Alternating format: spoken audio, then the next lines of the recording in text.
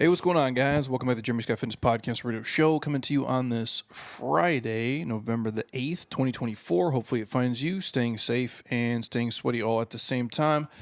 On today's episode, we are rapping with my man, Doug White here. But before we harass him, a couple quick housekeeping things. I'll keep this fast. One, obviously, you guys know the Jeremy Scott Fitness app is live. JeremyScottFitness.app. You guys get a week for free on me always. All the weekly workouts are loaded in there. We just did the Ultimate Lower Body Trainer is in there. That's a full follow along with my man BJ Gadur and myself on there.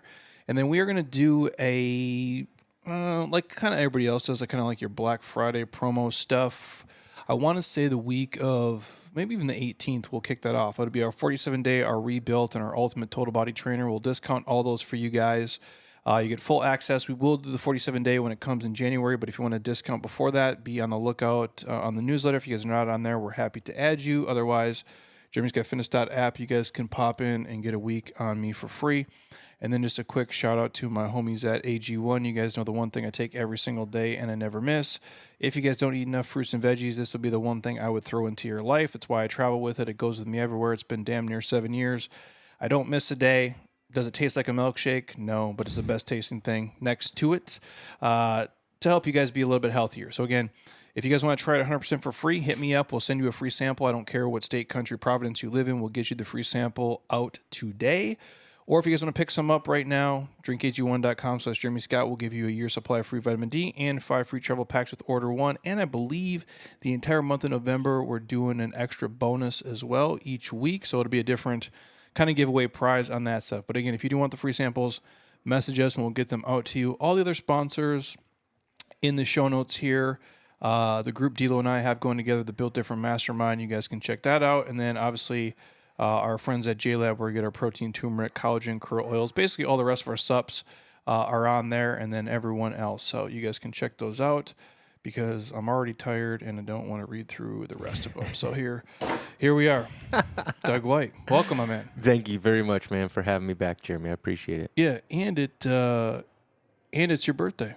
It is my birthday. I'm excited about that, man. I'm not usually excited about a birthday. Normally in the past, I just try to first of all, I'm always trying to live my days at this, you know what I mean? Like, I'm not trying to do something, I'm going to be really nice to myself on my birthday. It's like, why wouldn't you be nice to yourself all the friggin' time? Yeah.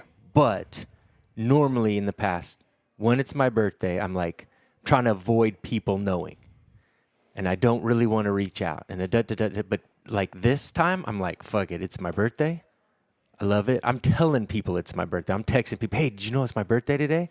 No, you really? Yeah, I feel good. That's I feel like it's like and don't take this wrong, everybody, but it's like girls do that. Yes. Like chicks do that. I'm totally good being a girl, man. Yeah, like most dudes Totally are kind of good. like, Yeah, well, that's what I'm saying. Yeah. But that, which I'm sure we're going to get into here, the way I felt in prior birthdays was like, I'm avoiding something, don't need to share something, I don't need to feel as good about myself as I really want to. And now I'm saying like, well, I don't care. You know, you say, hey, that's usually girls sharing that thing. I'm like, Yeah. Well, guess what? I think today I am a girl, and I feel damn good about it. I dig it. Yeah. So if these guys don't know, you don't have to give the whole background, but Yeah. you can do the quick how we got here version of it, whatever that means to you. Because you've been on before, but for the people who've never. Sure. Like my background Sure. kind of thing? Yeah. So basically, like 17 years in professional baseball. My deal was I always wanted to make it to the big leagues. I eventually got there. So it's this relationship between, this physical reality of how the heck do I get to the big leagues as a coach, to this vibrational reality of, well, how do I feel about myself so I can get to the big leagues? Like, how do I take the combination of those two relationships to make something? And so I have this physical coaching in baseball, and I have this emotional awareness in life in general, and I'm putting those together, and that's kind of how we came together. And so what has it been like since you left Major League Baseball? Like, how is that whole... Man. How's it unraveled? Because I remember you were on before, and I don't obviously I don't listen to these backwards. It's just us talking in the room. But I'm thinking of it in my head where it's like you kind of it's not that like you die, but like some of you die. Like, 'cause You die. I played sports, right? Yeah. So your whole life was you played sports until you're essentially 23, if Yeah. you're lucky enough. And Yeah. then when I'm done, I'm like, I'm done. And it's not, I'm saying you mourn it, but it's like, it's this thing that ended where now I find myself, I'm 23 going to, and I share this on here all the time, like interviews at Enterprise Oh gosh. rental car for a job. And I'm like, they think I suck. I don't want to fucking work there. And I'm like, lady, do you know how good I was like last year at this thing that you don't care about? And it's like that kind of part of your life is over. And I'm sure everybody kind of goes through that in phases, but yours is even more so because it's like it's this kind of career pinnacle, and then obviously it ended. Yes. So we could talk about this for hours, right? I went through a whole lot of things, super interesting. And again, I'm going to repeat this many times as we're chatting here. It's this physical reality and this energy reality, vibration reality, emotional reality, however you want to label it. But I leave baseball, and there's two things going on at the same time. One is this physical reality of, oh no, what does that mean for me as a human being, my physical life? Like, I got to re-identify myself. I'm not cool at the parties anymore because I can't tell them I'm in the big leagues as a coach. Whatever it is, like now I'm jealous of others. But I chose to leave baseball. So it's so funny how I still went through this physical story bullshit human beingness. And then I'm over here at the same time going, but Doug, you know this information so well intellectually. You know this information like about, for example, like what does it matter what you do for a career? Like, hey, what does it matter how you choose to live your life because it's your life? It's not anybody else's. And you could put a whole list over here of the things intellectually you'd know. But what I didn't understand yet is what I was being protected from inside of my baseball career. So when I left it, all the things now I don't want to say real life, regular life, because it's not that situation, but it's just because I'm no longer in this atmosphere, in this protected I'm over here. And now this new place that I'm attempting to go for, I have to be in a place where all these limiting beliefs and these resistance thoughts and whatever, I got to freaking get through them. I got to figure out how to get through them, not around them, not distract myself, not try to forget it, not try to be ignorant. I have to figure out how am I going to get through this. That's what I've been doing for 5 years. And you look at me and go, dude, what is your problem? No. I imagined it'd be like this question gets asked all the time, like David Jack, who's like kind of like my mentor, like in fitness. We are at dinner one night, and he asked a question where it's like, you obviously know the answer to it, but he never had posed it before. He's like, if your body was taken away from you, like, would you be okay with it? And not like, We've had that discussion. And I'm like, yeah, I would be salty as fuck, obviously, like, because I put so much time into it, because it's so much of what I identify. Yes. And the way we phrase it is like, in fitness, especially if you like look extreme, and I mean extreme, but like you really are, the way you train, the way you eat, we say it's our entire life, right? Mm-hmm. I say like we hide our feelings in our muscles, essentially. It becomes like this suit of armor that you can put on in a room where it makes up for the things that you're not, or maybe you think you're not. And the way I describe it is, I think it's just as cool as anything else. So when I sit in here, and I've sat in here with dudes worth $500 million, I don't feel inferior because I'm shredded and they're not. You know what I mean? And that's like this, like, it's like an asshole thing to say. I go, but for whatever reason, it gives you a confidence because this is what you do, or I own a business, or I coach in the major leagues or whatever. And it's like this achievement status thing. And then when it's gone, you're like, well, what the fuck am I now? Okay, so let me say this one thing to that, because you set me up beautifully for it. What I'm attempting to do in my own life, not concerned about others in this way, what I'm attempting to do is I don't want anything to be a factor of me choosing to be happy or feel good about who I am as a person from the inside out. I don't care if I'm shredded or not, money or not, cars or not, women or not. I want to literally wake up every day and go, I feel so good about me. Why? Because I'm actually love. I'm actually value. I'm actually worth. It is my birthright. That is actually who I am. And I viscerally can feel that. It's not intellectual anymore for me. It's visceral. Because, you hear the airy-fairy stuff all the time, right? You got to love yourself. You're one with the universe. La da da da da. And normally, I would laugh at that a little bit. Yeah. But it's actually true. It's literally true. But not many actually viscerally feel it. They just spout it out because someone else told them. It's a guru told them, this is what you should be feeling and thinking and blah, blah, blah. What I'm saying is, I don't care about all that. I don't care about anybody else except when I wake up, how good can I feel inside about myself so that when I go out into the world, I can be of benefit to everybody that I come in contact with. Because I don't want to diminish this world. I want to bring something that actually expands it in a way that's helpful to people, It's got to be tough, right? Because then you how do you let that go, though? Like, you were like, hey, one day I do this thing, and now I'm not this thing, and now I'm like, where do I go? Like, the whole, because we all do that. Like, I don't think. Absolutely. Like, do I like my life? Yeah, I think it's awesome, and I'm happy and all the things. I go, but I draw that from probably my experiences, the stuff I've done. I think the work I do matters in some way, shape, or form. The community we've created, all of those things. But absolutely. Without that, I'm like, well, what am I doing? That's what I'm saying. You know what I mean? Yes. I couldn't agree more. And so that's what I'm saying. Like, that's this 5-year relationship that I've been having with myself coming full circle to really understand. Because again, I've been doing this work since I was 19. I'm 47 today. I've been doing this work about emotional awareness, emotional sensitivity since I was 19. I literally now understand how it came full circle, and I'm having actual visceral results, meaning I can feel inside who I actually am. And I'm talking about, this is in the last 6 months of my life that this has all come around full circle. Okay. And, the funny thing about it is it's just crazy. You can't just snap a finger.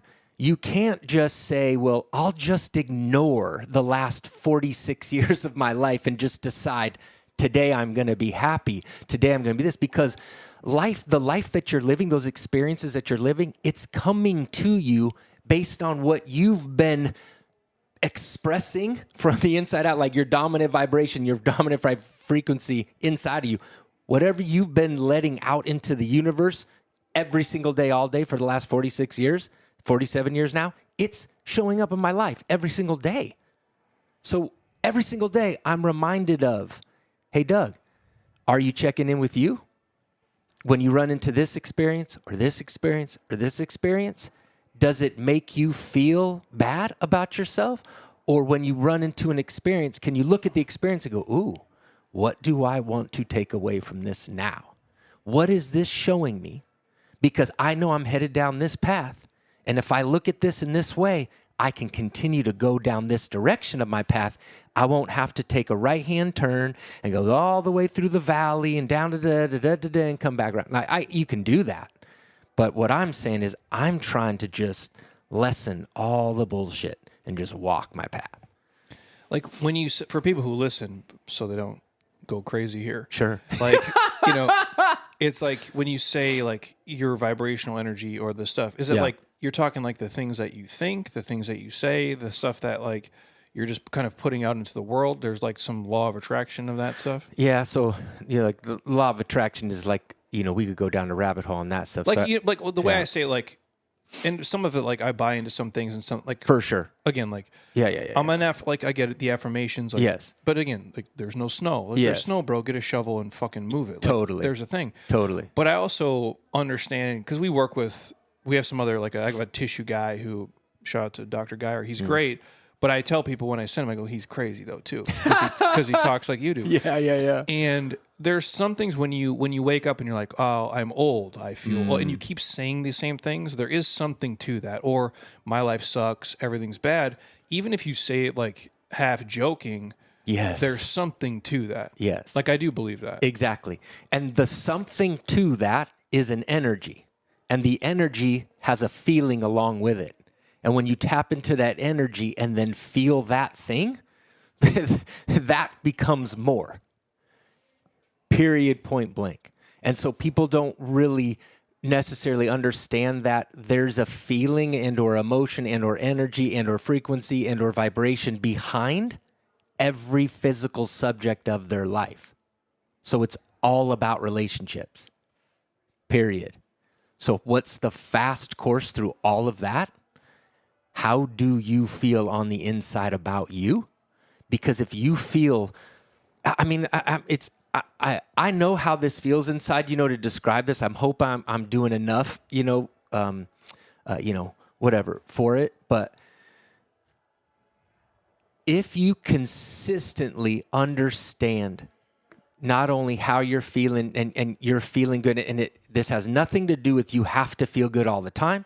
This has nothing to do with feeling not good is bad. Like, it has nothing to do with any of that. What I'm saying is, though, if you viscerally understand, man, I'm feeling so good, and I have no reason to. No reason. I just feel good because it's literally who I am. Your natural state of being is love. Period. End of discussion. Anybody who ever wants to discuss that with me or argue that with me, you can talk all you want. I won't say a word. Your natural state of being is love. The other states of being that you have is based on your perception, your distortion to the field, your relationship with it, where you added, the experience added, they added, however you want to break that one down. Yeah. Resistance to it. Period. So, for example, you wake up in the morning and the first thing you notice is like my hips a little out and you go, oh, I'm getting old. And then there's a feeling that comes along with the statement, I'm getting old. And the feeling, let's say, is disappointment or letdown or whatever you want to call it. But what people do is they don't realize that. And so they distract themselves and just go about their day. And then it shows up in another part. But again, all they're doing is distracting, ignoring, taking drugs, drinking, having sex, whatever. So what they never did is they never took the look at the feeling they felt. And so they never soothed it, dissolved it, dissipated it, allow it to alleviate. So now they're living with that resistance all day, every day. That's why people break down faster than others. They're living with some heavy shit on a consistent basis. But there is absolutely a way you do not have to live with heavy shit every day. You don't. It's like we call it like what you tolerate. Like there you go. You could do it in your physical body. Or obviously, it's like if you come in here and your back is always stiff and tight, it's like, will you tolerate that until the point where you can't, and you have to do something about it. But if you strip that out and you look at like your home, like, well, if you go home and your home life sucks and it's abusive and people yell and scream, I don't know your situation. I'm like, but to a point, you're tolerating that. Like, you're willing to kind of do it every day until the point where most people, at least with the physical body, don't change until there's a necessary measure too, where it's like you might have something that kind of bothers you a little bit, but until the point of where it's debilitating or it changes what you can do, then they're like, oh, now I need to see somebody. It's why we do healthcare wrong. I think it's like there should Totally be like some preventative stuff before, yes. But we don't go to the doctor till we're sick. We yes. don't reach out until things hurt. Yes. And this is a different. I guess you notice more because yes. it's your physical body. I yes. guess. At least for me, I would. Yes. The other stuff you tend to probably brush off until the point of. Yes, because you don't see it or feel it. But then when, like, for example, if your knee's broke, you can't avoid that any longer. You have to do something. Yes. But how did the knee get broke? I know my vocabulary is not good here. I'm just for the sake of our discussion. But it's over time. Exactly. It's over time. But people think it's the one freak accident, or I stepped wrong, or I did da-da-da-da. No, man. It's been a path that you've been on, like a satellite out in space, for 20 years. And you just kept pushing it 1 centimeter to the right, 1 centimeter to the right. And then after 20 years, where do you think it ended up? Frickin' miles and miles and miles over here. And that's what everyone's doing, is tolerating a life. I don't want to tolerate my life. So the last 5 years, I've been in relationship with my life as best I can to pick it apart, to contemplate, to soothe, to love, to cry. Oh my God, I've been crying a ton, right? Feeling masses amount of pain so I could get through the, let's just say, non-believable. Let's just say the air. Let's just say the energy. Like, you can't see it. That's why being a feeling being is so important. You can't see the energy. Our eyes can't see it, but you can feel it. That's why your emotions are so freaking important. It would be cool if you could.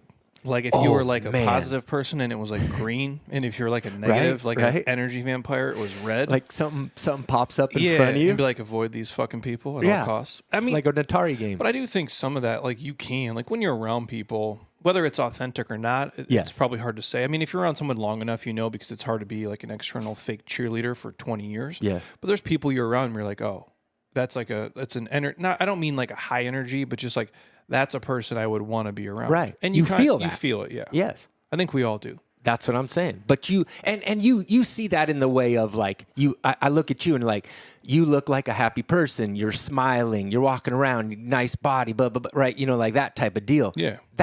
Yes, I'm seeing your physical energy, right? But it's like it's so dense. It's like, yeah, I can see you. But I can't see any of this right now in front of me. I can't see this energy in front of me. But there's energy in front of me right now. I can't see it. And like what sparked a lot of this? Because there's people listening like, what is this dude on talking? Yeah. I'm not on anything, which is even better. Yeah. If you're on drugs, it would make way more sense. Well, yeah. And I guess, well, we can talk about some ceremonies because I've been on some ceremonies. Yeah, we will. Yeah. But like what sparks all this? Like where you're just going along in your life and you're like, hey man, now it's like. Because I can't stand to not feel good. I can't see because I know how good it feels to feel good. And again, not for external reasons, just because it's my birthright. And so it feels so good to be in this physical body and relating to beautiful people. And I mean beautiful people on the inside, of course, relating to beautiful people, seeing beautiful things, having amazing conversations, eating amazing food, doing those workouts, getting your ass kicked sometimes, like all the things that you participate in life. I don't know what it is, but since a very, very young age, I've always wanted to know what the heck is really going on. I don't trust the books. I don't trust what people are telling me. I trust my life experience, right? And I just got to a place where I figured out how to be in relationship with my own life. And like I'm telling you, it's been 46 and a half years. And this is literally I felt like at age 30, 35, 40, wow, I'm really doing good with life. You know, I got da. But oh my God, now. You know how you don't know until you know, or you don't know what you don't know, that kind of thing? Yeah, so here I am again, going around the sun, and 46 and a half years, I'm like, okay, I feel like at least I have a process of how I'm in relationship to life. And it's like, well, because most of us do it by, you know, whatever the path is set out for you. I'm supposed to go to school, I get this degree, I get this job, I make this money, I do whatever. And I guess for anybody, I'm like, and I don't judge for anyone, but sometimes you do all the things and you still like, well, what's next? And then, but it's an endless, we say it all the time here, like I joke because it's like, I put all the time into all of these things, and you know, you're successful or whatever the fuck term you want to use. Yet I'll come here on a Tuesday and it's 6 a.m. and there's 20 people here and not a single one of these fucking people listens to me.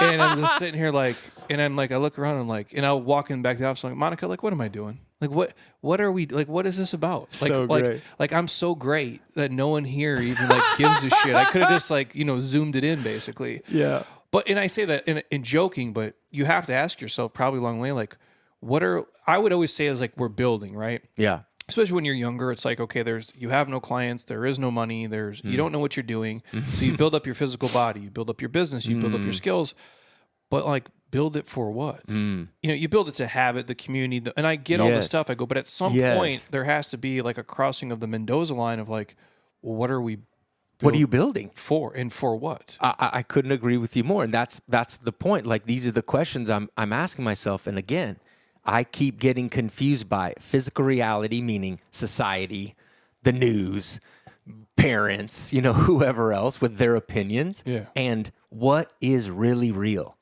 And in my opinion, I focus more on what's real vibrationally, energetically, emotionally, more than physically. I want to get this going and shape this so this takes after this.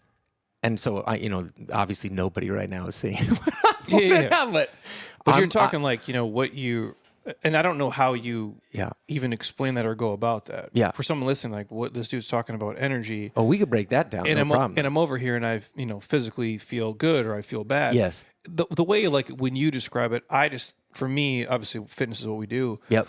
I always say, like, if I could not just give someone, like, my body, but if I could, and I say this a lot, I'm like, especially the days here, even good and bad, like, so the days where I'm just like, I got up at 4, I've worked too much, I'm just like, got hit by a dump truck, but I'm still here moving. Like, if I could pull that out and like give that to you, would you just drop to the ground because you couldn't even carry the weight of it? Or in the vice versa, the days I feel great, like I have energy, I feel good. If I could give you that, would that then make you want to fucking exercise and do mobility and not eat like a trash can if you could feel like this? And I think the answer would be like, yes. Yes. But I can't actually give it. I can show you what I look like. I go, but that's not a good comparison. It's like, if I could give you the feeling, but I can't sell you that. And that's what I'm saying about you have to create your own relationship with your life. But if you don't understand two very, very simple foundational principles, that there is vibrational reality and there is physical reality. If you don't understand those two things, it's not as easy of a path to change your reality, to create your reality, these types of things. And trust me when I say, I don't mean this in a law of attraction way where, please listen to me and you can have all your stuff. Gag me with a spoon. I'm not talking about that. This is about selling out to how freaking good can I feel about myself and my relationship to life and the people that I choose to share it with. Then let me check in with my physical reality and let's see how I want to shape it, how I want to shift it. But again, if you think it's only physical, meaning if I get up in the morning and I work this hard and this long and this, and this, then all this will change. And I tell you, maybe. And for most, nope. For some, yes. And then ask them when they got there, are they happy? And most would say no. And some would say maybe. And few would say yes. And most of those yeses would be after 40 years of, I finally figured out it's not about the struggle. It's not about the fucking perseverance. It's not about how many walls I could run through. Well, when you describe it, the way I think of it too is like all of the things where, I don't want to say like unexplainable, but it's the, like, how did I get here? If it's me or anybody for that matter, I'm like, the timing, the circumstance, like all of the things that like had to happen in a certain way. Like, is that just dumb luck? You know what I mean? Like, I just got lucky, like all these fucking times. Like, it feels like that in some instances. I'm like, but you were ready, you were prepared. Like, yes. You know what I'm saying? There's all of that goes into it, but I'm like, I don't know how you describe a lot of that. Yes. Like, I don't even know if anybody could. They could theoretically, philosophically, generally, but I don't think they could go up above and then start pointing to, okay, this is why. Yeah. This dot went to this dot, went to this dot, went to, like, that's craziness. But generally, you can, where it's like, and you could answer this, right? For your own, in your own life, in your own way of being. You know, let's just say, like along your pathway, did you feel good about your pathway? I'm not talking about distinct, acute moments. Generally, the pathway you took over the last 20 years, 25 years, 30 years, if you want to go back that far, your choice. Do you generally feel good about the path you took? Yeah. There's your answer. That's why you're where you are now. And like and that's what I'll tell people too. Like, for me, it was always like, again, the way I phrase it is in my, monkey brain. Like, I don't want to hate my Wednesdays. Like, I just wanted to like not hate going to work and not hate my life. And so what does that mean? I'm like, well, I need to like maybe shredded and, say like, and I met my wife and I got good friends. Yep. And like, I like the environment that I live in Yes. and I like what I do for a living and I like the people I'm surrounded with. And I Yep. got really good friends and my family doesn't hate me. It's like, I was happy when I might be, and I don't know like how you measure happiness. Like it's 86% or yeah, exactly. I'm like, I don't know if I'm any happier now than I was when I was 26 and like had no money. It just was different. Things were different in my Now life. that's interesting. Yeah. I'm like, but it's like, I like it. It's cool now. Like if something breaks, I don't freak out about it. Where back then I got a flat tire. I'm like, fuck, it's $200. Yeah. Other than that, I'm like, I don't know. Yeah. Like I have more responsibility, more stress now. But the point is like I was generally enjoying all of it, like all of the pieces of it, the parts that kind of sucked, the parts that were good. And Sure. there's seasons where you're like, fuck, I wish this would just pass faster. Absolutely. But overall, I'm like, it's all been pretty cool, dude. And that's what I'm saying. Generally, along your way, you've said, hey, this is pretty cool. Yeah. Like, I'm good with this. And you made decisions based on how do I keep it feeling pretty cool? Yeah. Because I don't want to just do something to do something. I want to do something because I want to wake up and not hate Wednesdays. Yeah. Well, what's the opposite of hating? I love this thing. Yeah. And so you absolutely love what you do. But most people don't think they can actually love what they do. I think you can. I think you can go that route. I think the universe will bend over backwards for you. But again, I don't think that's what people are taught. They're not shown that way. They're shown the society way, the news way, the friggin' negativity way, the whatever else way. That's what is taught. That's what is shown. And literally it's like freaking seeps into your system. You have to be able to choose, you could say above it, through it, beyond it, whatever you want to say. You have to literally physically choose something different. And that's what I'm saying. Like, and again, like for the people listening, of course, like, am I totally gaga goo goo over this stuff? Absolutely. Like, but this is what I do. I'm a coach. I do emotional awareness coaching in different realms. So of course I'm going crazy over this because I'm so passionate about it. I care about it so much. I care about it because I want to live a happy life, but I care about it because I feel like so many people could be living more simple, easier, happier, expansive, loving, expressive life with simplistic changes, simplistic views. So that's what I mean. Like if you get a person who comes in, they're like, hey, Doug, I want, my life is, in disarray or however they frame it. Yeah. But the guy's like, hey, he's got a wife, he's got 2 kids, he's got, a mortgage, his credit cards, car payments. I got to work this job, I got to do this, but it all sucks. There's this in the real world, if you will, like this economical, responsibility shit. Like, yes.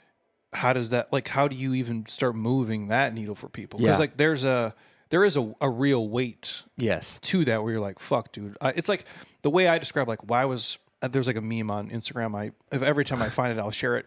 It's like, I would come home and like, your dad's always irritated. Now you find yourself as like, you're a fucking irritated junior at this point.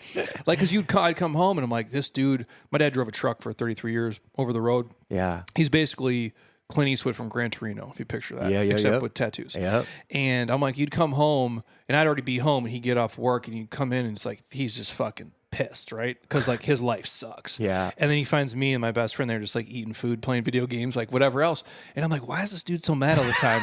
And then I get older and I'm like, oh, he's tired. Yes. He's hungry. Yes. He doesn't want to deal with this bullshit. It's like for that guy, man, like how do you unpack? Because it's way tougher because it's totally, he has a weight that he's carrying. Yeah. My point is like at a younger age than I wasn't because he's 28 dealing with that. Yeah. I'm 40, like living this Scottsdale fucking crazy life. Yeah. That'd be tough, man. Yeah. So, it's like in this world, we all have our choices.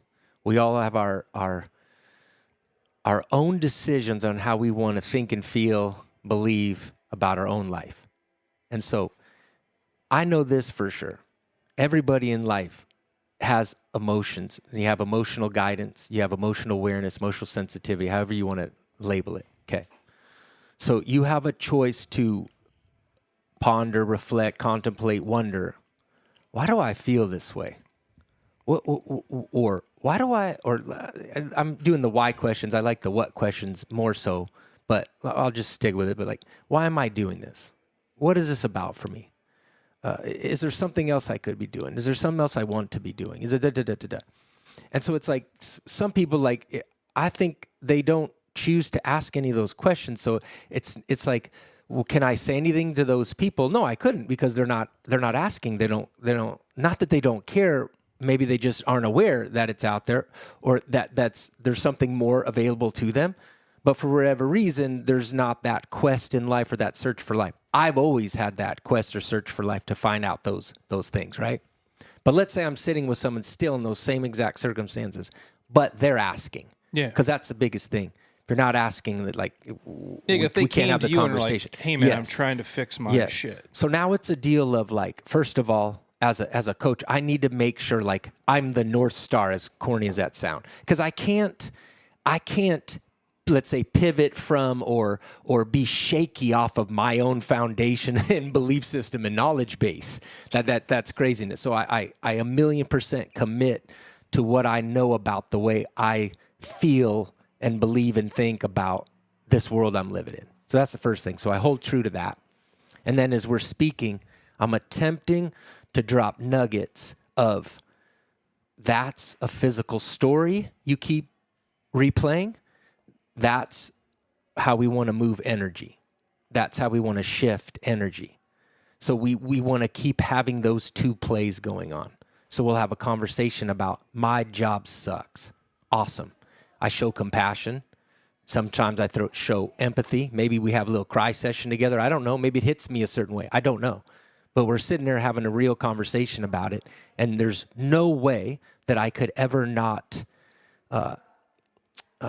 devalue their feeling, like what is really going on in their life. And also, my job as a coach is still to stand firm in what I know. And so I'm just trying to, little by little, hey, let's walk this path over here. And that I can't give you an exact way of that, because it's different for every single individual we'll have conversations with. For sure. But what I will say is, I do the best I can that they acknowledge and they move the path. They move the blocks in way, or the stuff that's in their way to get to where they want to go. And then we just walk, man. We just walk together. It's got to be tough for, obviously, if you're like solidified, like in a life. That's why I always say, like, and the older you get, the more. I just talked about it here. Like, obviously, like, my wife and I are going to have a kid. And congratulations. Yeah, old man energy here. How she's 5 months. Like, dang like 5. Yeah, right, 5 months. Do you know, girl or boy? It's a dude. Dang, look at you. So You're it's happy. like, yeah, it'd be cool. It's not, not that it won't be the easiest thing. But like we sat here and talked about it, like with some of our people in here. He's like, it's just a thing. Like, you build it into your life and you kind of like work through it and do it. And with every single like responsibility like that you tack on, like there is something to that. Like it's an adjustment and it's new.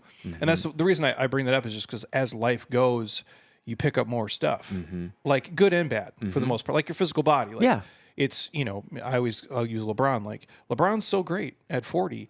He's not 08 LeBron. Like, it's just he's that little wear and tear, and our bodies are that too. But the same thing, like, well, if I have one kid versus 4 kids, if I have, this much debt versus this much debt, if I have this many miles on my knees versus this many miles, and it's like, the longer my point is like, the longer you are in the routine of life, the harder, I guess the way I look at it is to change it. To break the routine. Well, because you're talking like behavior modification, Yeah. right? Like, we all know to eat better. We all know to do these things. I go, that skill is simple. Yes. It's, you do squats, you eat broccoli, it's not hard to do. I go, the behavior mod is what's very difficult. Yes. And so this is the funniest thing about this, again, is it's difficult to explain, but hang with me here. The people who are trying to break habits or change habits or whatever behaviors, the reason why they can't is not physical. It is because their relationship with the habit The reason why they're even in it in the first place is not being sifted out. It's not being looked at. It's not being re-relationshiped, right? So it doesn't matter how bad you know inside to do that. If the energy doesn't change in the way you're relationshiping that deal, 30 days, like you're like, I'll last 30 days, I'll last 6 months, whatever. Sooner or later, that thing's going to come back, show up in a different place. You have to be able to have a relationship with that energy to soothe it in a way where it doesn't feel the same way when you go back to it.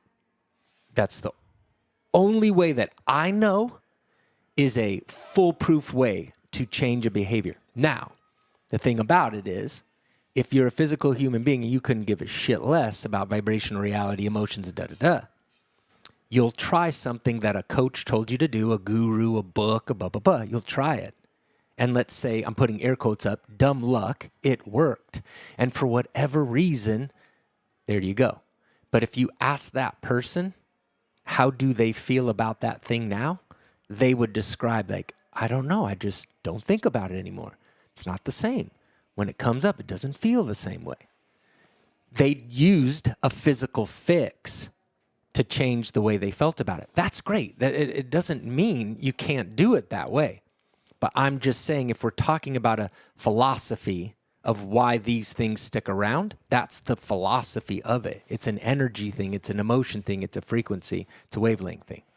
Almost like, I guess if you ever look through like any, I guess type of like addiction stuff, right? Mm-hmm. Like even if it's like a 12-step program, whether it be alcohol or whatever, oftentimes like it's coming, like there's a reason why we started down the path as it is. Maybe it was like you just loved beer or you just loved whiskey. But a lot of times that's not the reason you got into it. Yes. And it's like unpacking the root cause essentially. So that's the other thing too, is like how many people in this world has sat and thought about, why do I do this? Because for me, so this is one of the things I practiced in the past 6 months. Anytime a negative emotion came up, I attempted to not do something. Because normally when a negative emotion comes up, somebody wants to distract themselves from the negative emotion.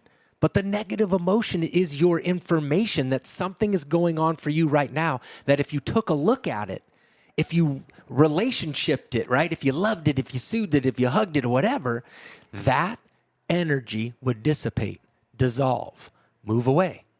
And so whatever that barrier was, it would not show up in a physical manifestation because you've taken care of the energy. So it can't show up that way. It'll show up in another way. And if you soothe it in a way that makes you feel better, it's going to show up in that essence. It's going to show up in that way.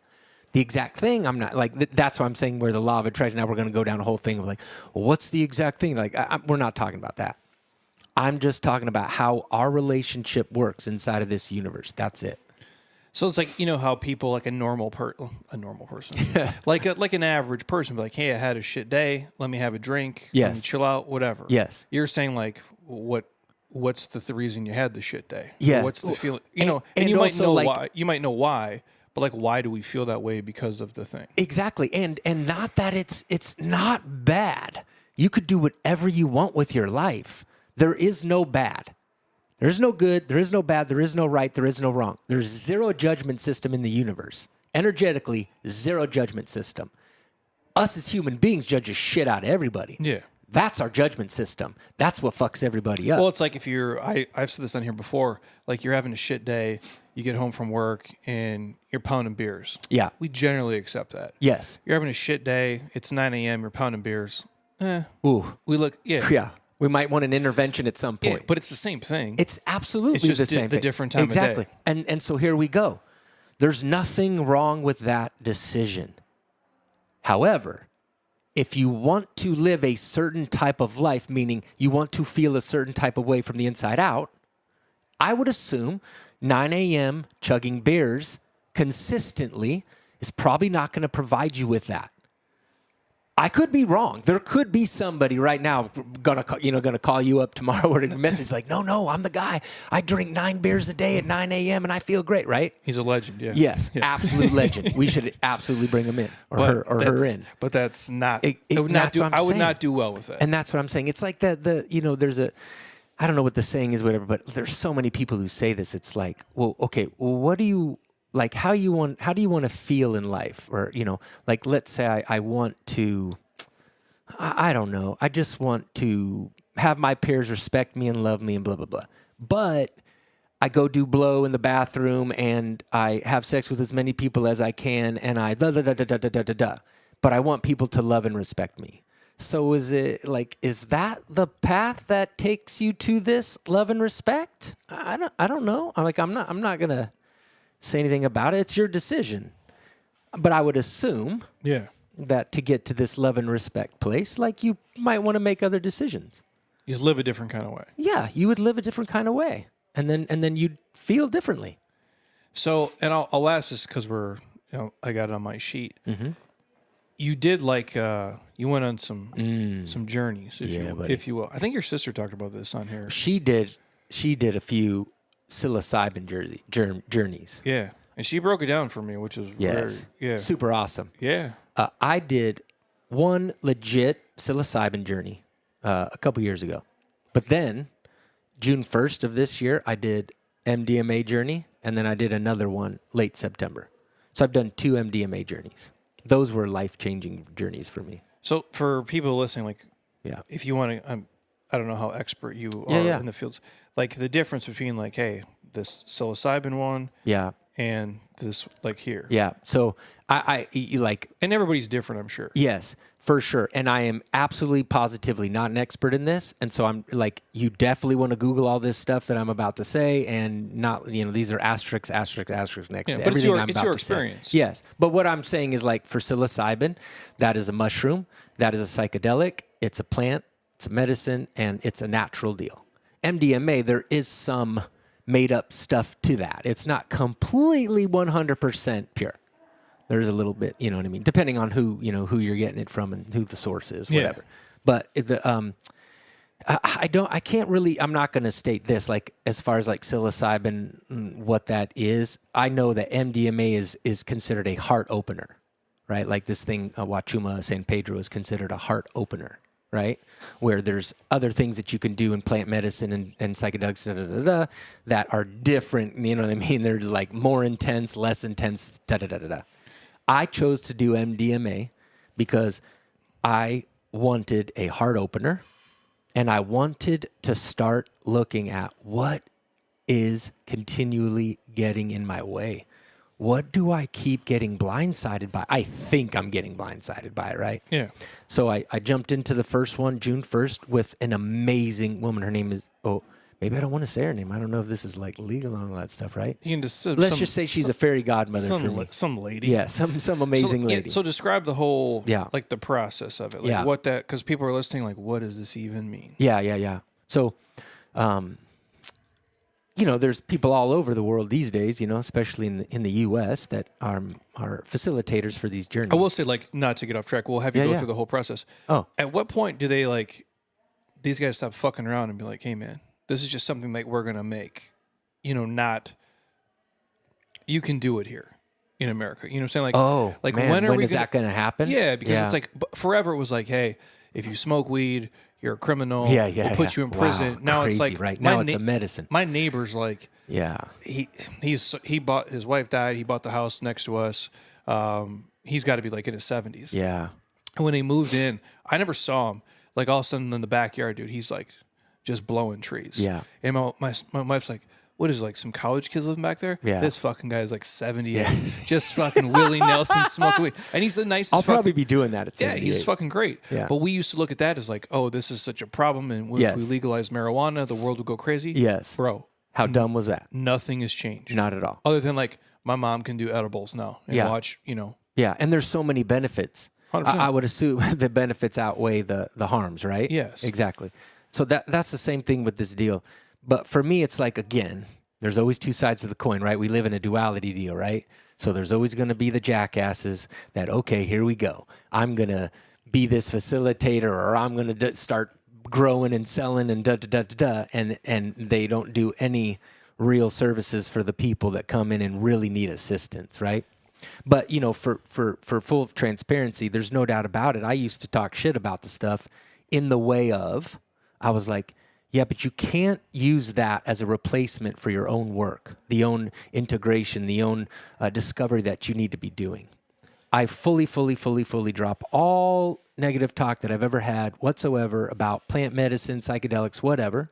Not only because if you just read the research, Jesus, I'd be the dumbest person in the world to be like, that's bad stuff. And then all these people with PTSD and these really severe traumas are freaking living life with satisfaction now. That's freaking amazing, right? And like addiction too. Oh, yeah. Like where people will do, even like Ibogaine and stuff. Anything. Write that list down on all the things that people are suffering from in our society, let's say mentally, emotionally, physically. There's benefit, huge benefit in plant medicine, right? For me, I was using it in a way where I was just so tired of not feeling good about me. I was so tired of going through the loop because I wasn't understanding what I wasn't understanding. I didn't, and this is what I discovered. The way I was feeling emotions was just as a sensory. And how quickly can I get rid of that to get it to feel better? What I wasn't understanding was until it was like an infection. Like one time I had this infection on the back of my tailbone, right? It's a cyst. And it, you know, like it was open like that much, right? And so I was like bleeding back there and I was looking and I was like, dang, what is that on my back, right? So I went to the doctor and the doctor did a scope of it. Basically, they had a knife and they literally just freaking cut under it, around it, you know? Got the infection out. But it left me with like an inch long and a half-inch deep cut on the back there, right? Yeah. So first things first, emotionally, you have to be able to get around, underneath, you know, surround the infection, lift it up and get it out. And then you need to let it heal from the inside out. What I was doing was the best I could to get underneath it, around it, but then put some stitches on it and let's get going. And and it kept getting infected and getting infected, not my cut, but you know what I'm talking about. My analogy here, this metaphor, whatever is, it kept getting infected over and over and over. And I was like, what are you doing wrong, Doug? What are you doing wrong? And even that statement in itself kept me in the loop, right? What am I doing wrong? I'm not doing anything wrong. I'm living life, trying to experience things. So eventually I figured out through these journeys that, oh man, I'm not feeling all the way through it. I'm not. And nobody, like someone can tell you that because it's not like I didn't hear that, man. My ex-girlfriend was telling me that all the freaking time, but I didn't get it. I didn't understand it viscerally. I understood it intellectually, but I couldn't embody it. I didn't know how to do it. So, did the first journey.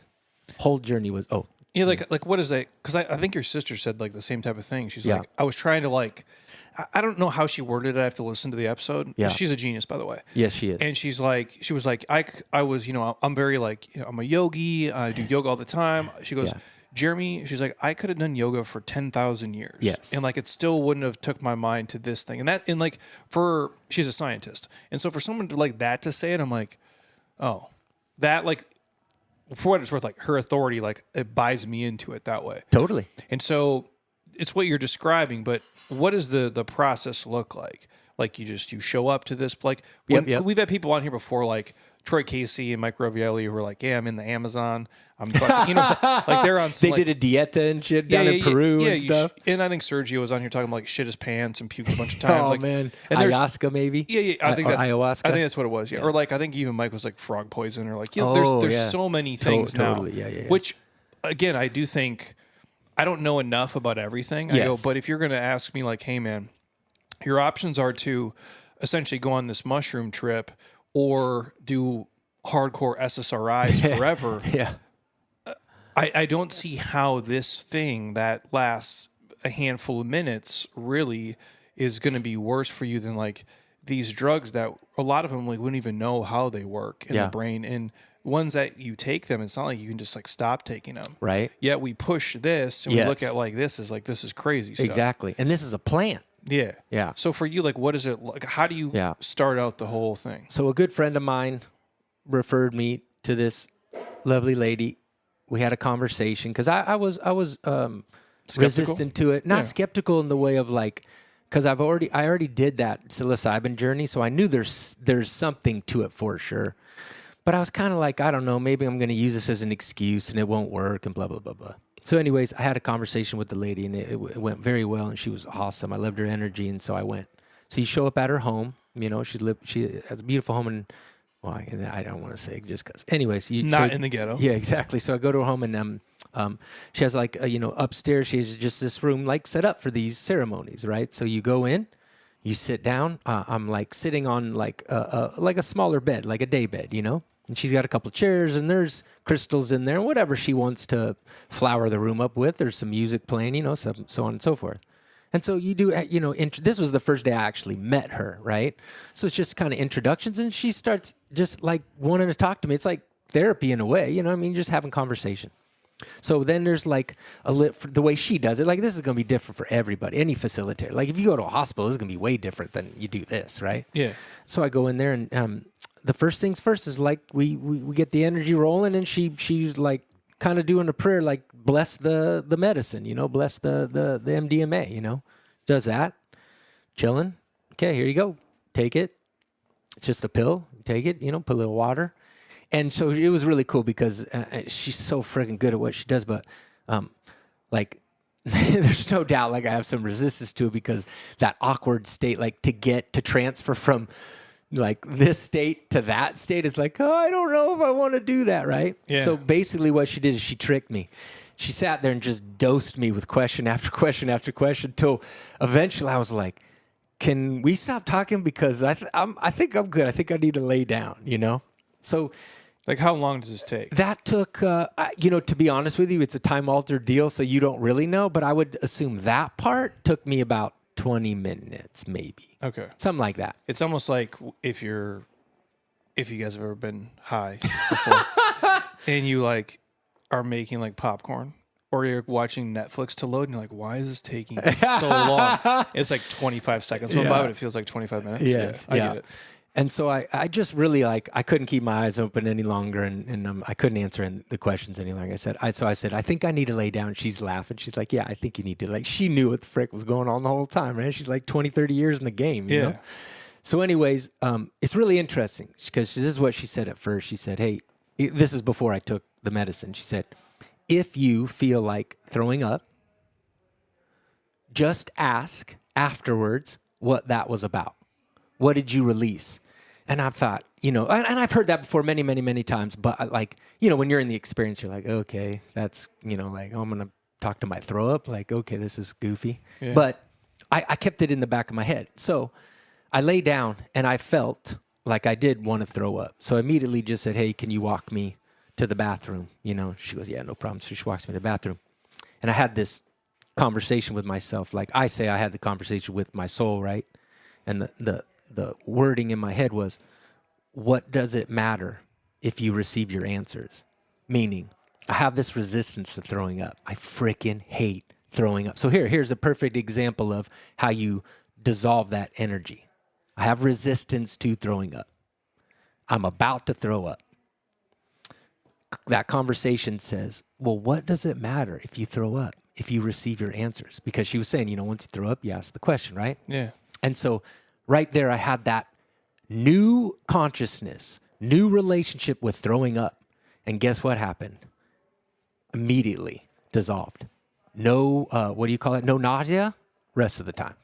And I mean, in the instance that I had the realization that, what does it matter if I throw up, if I get my answers? Because that's what I'm doing here. I want to receive. Then I immediately, like I spent the whole day in the bathroom on the floor, not in writhing pain.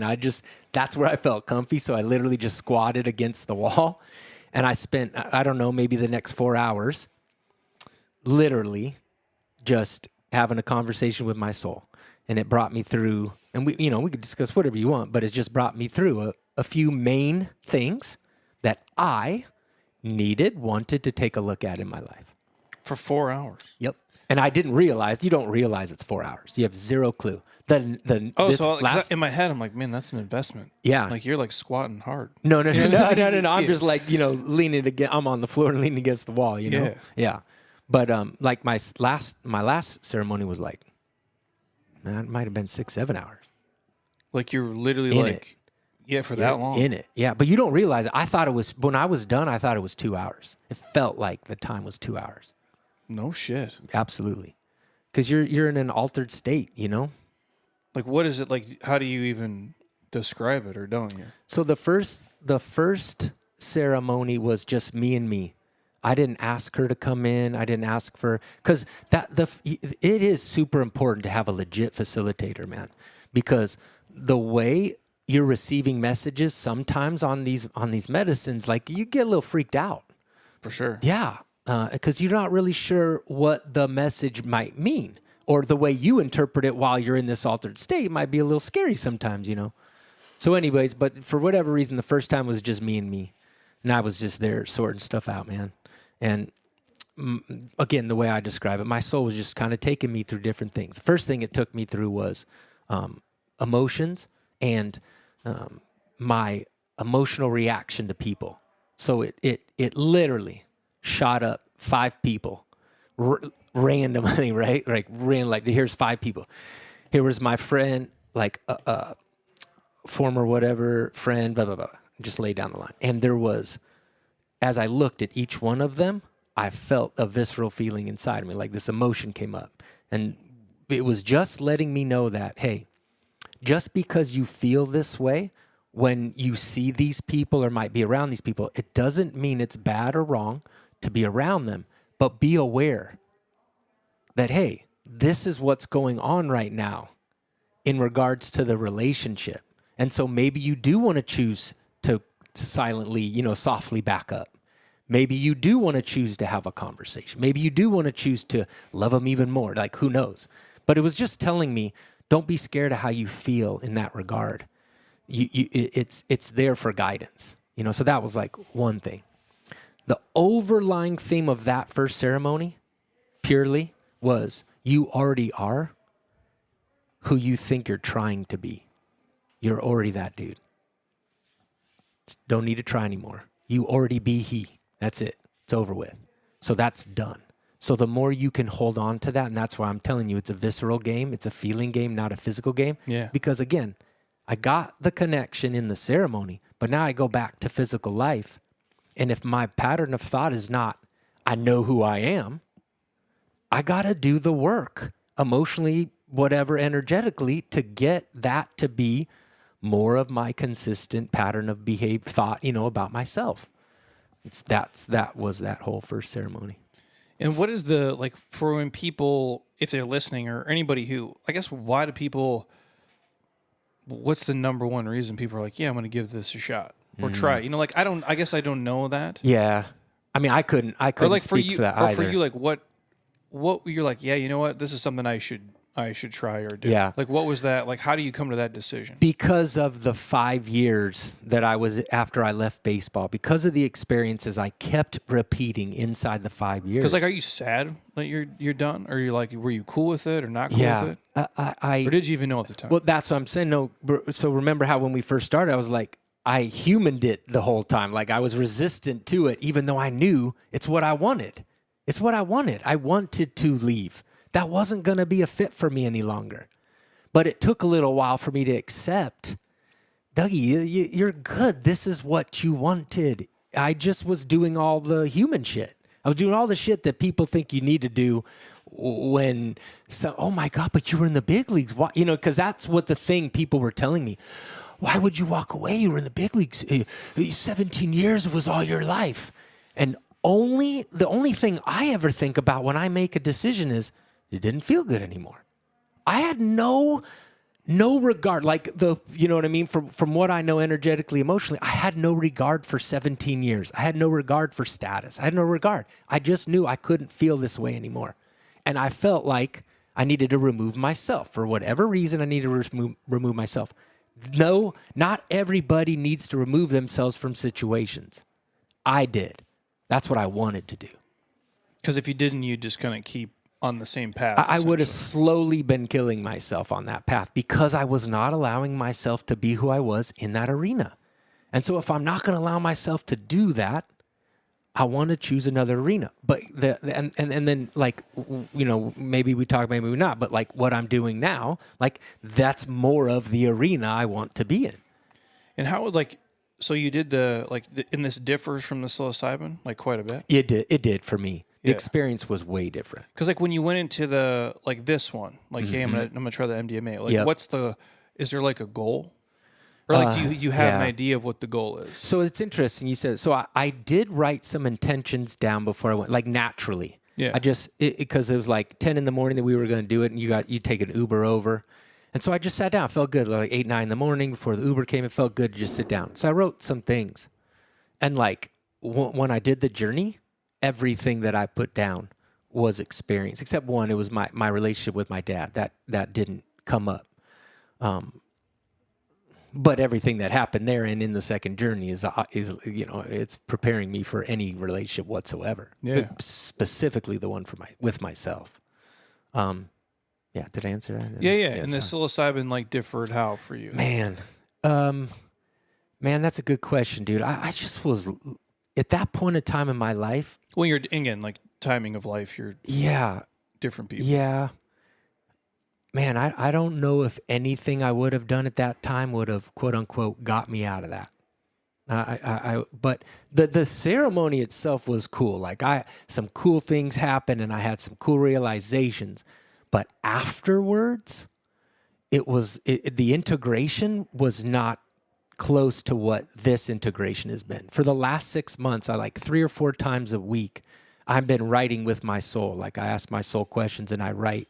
And I've been having full circle realizations where everything that I learned in my life from outside of me has been repurposed. So now they're my own words. Like, I don't know how this has gone down. I don't know why I think I know why. But how this has gone down is literally in these last 6 months, I've rewritten my entire life, all the things that I've been working on and learning and I literally been writing them in my own words instead of somebody else's words. I was gonna ask this too. I feel because in my head, I talk to myself all day. Yeah. Essentially. Yes. Is there people? It was I wonder if there's people who don't do that, dude. Where there's this what I'm saying, Sean? You do that. Sean's our camera guy. Because I'm just otherwise I feel what is it, just dead space all day? Totally. You're walking around with nothing. I feel all I do is have a conversation about myself that maybe never comes to life, or it's just me talking to myself like a crazy person all day. So the way I describe it is 2 ways. Because when I'm speaking with my soul, it comes across 2 ways. Literally, it might just be words popping into my brain and I'm writing it down. And most of the time it's a feeling and I'm writing down the words that are describing the feeling. Because I'm having this steady burst of energy that's just going through. So I could be writing for 10 minutes or 30 minutes, however long I want to be in that space. And it's just but I'm not in an altered state. I don't close my eyes, my head spins, and I'm not, someone else is not talking through me kind of a deal. It's me. But it's like my hand cramps, I can't write it down fast enough. And that's how smoothly it comes out, And did you have any, I guess, apprehension, or were you worried about anything before? You're hey, if I do this, what if? Because again, Sean was here the other day, and him and I were talking about it because I knew you were coming on, and I'm but what if I do a lot of drugs, and I you know what I'm saying, and I just lose it, I become like Venom or something, right? I'm a vampire, and I just bite this lady's fucking neck, and I wake up and I've killed everybody in the room. You know what I mean? How do we know? Can there be security guys there to hold me down? You know what I'm saying? Awesome. In my brain, that's I always go worst case scenario. But short of that, I think it'd be fine. Yeah. Is there anything where you think if I do this, do I kind of just go a little bit crazy or something? No, not at all. I mean, I think some of those thoughts might come in just because we're human beings and those thoughts exist, and so you tap into those. From movies and shit, thoughts. basically. Yeah, totally. Yeah. But for me, it's more about, again, I have this goofy resistance thing about getting into the altered state, like whatever that means, for going from this physical thing into this, letting the medicine take over and take me away. And do you feel that though? So you totally do. Because that's be the thing where like if you're a control person. That's what I'm saying. That's exactly what I'm talking about. Like obviously, like my name's on the fucking yes building. Like obviously, there's something. You like to be in control. Yeah, or at least like I don't have to control everything. Yeah. But I think if you're an entrepreneur in general, just people like you want to be the bus driver. Yes. I just don't want to be on the because I feel like I agree with you. I could drive it better than totally agree. Anybody else can. Totally agree. At least it's your vision. You're the one handling the vision. Yeah. You need a team and you want to bring the team, but it's my vision. We're going to stay on path of my vision. Yeah. And I think that you probably feel that, I assume, when you. Yes. And so like you got to let go of that, obviously, and I get better as I do more ceremonies, right? Yeah, but it's the coolest thing ever, man. I can't tell you, like, I absolutely am a proponent. Yeah. Is that word? And do you see that becoming like this becomes part of just healthcare? Yeah. At some point. Well, it absolutely should be you know what I mean? It's like, what's the circle of healthcare, right? It absolutely, positively, without a doubt, should be part of healthcare. Now, how that is being used, that's a huge conversation. And now how the heck are we going to decide all those things? Because, man, the government screws that shit up all the time. And so I do feel like we should take it on ourselves to create that for yourself. The only thing that gets me on this deal is, in my opinion, this is my judgment, my belief. Please, if anyone's listening to this and you don't want to take it, do not listen to this right now. In my opinion, this is not a quick overnight fix. You do the ceremony to create the awarenesses that you may not have grasped before or been aware of before. You have to do the quote unquote work afterwards. It's not a question.